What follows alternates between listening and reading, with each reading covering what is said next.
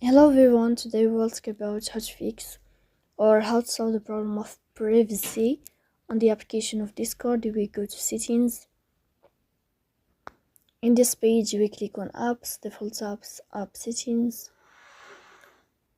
On above here you will search about Discord app and you will click.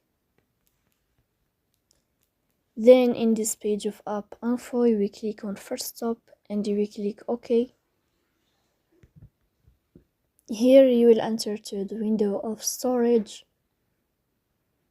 Then we click on clear cache, but pay attention, don't click clear data because that can delete your account. In the end you can turn off your phone and you can wait a moment to restart your phone again to fix that problem.